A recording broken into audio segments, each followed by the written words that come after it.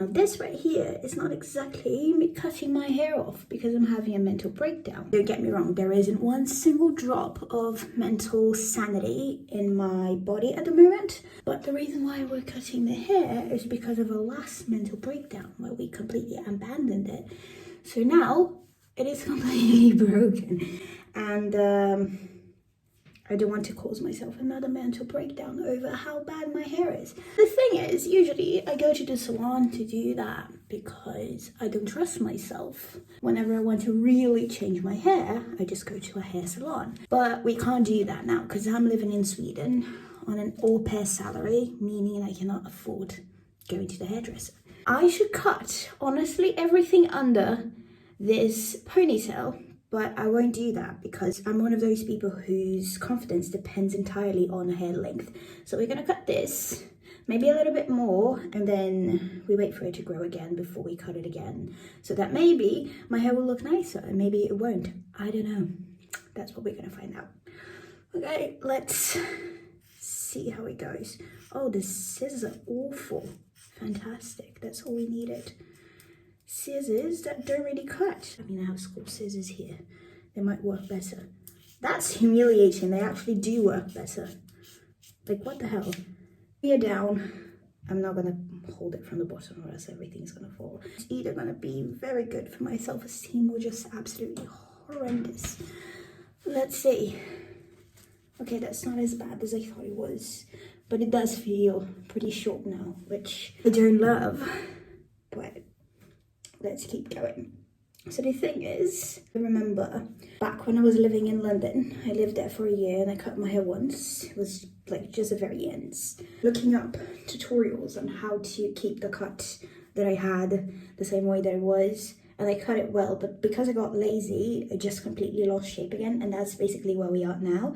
I'm not using a comb, I'm just combing it with my fingers. Mostly because I don't know, there's no reason. I'm giving myself the excuse that because my hair is curly, if it's not completely straight, I won't be able to tell.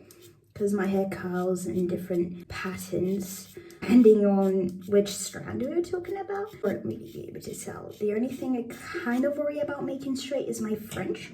We are down about, yeah, exactly, actually, that was lucky. The same length as the last cut. So the first layer was the whole hair, and then the second was from my ear. The third one is going to be from here, and then we have the fringe. Let's see. Oh, look at that massive forehead. Could be an airport for flies. This one is going to be the one we cut the least. The least.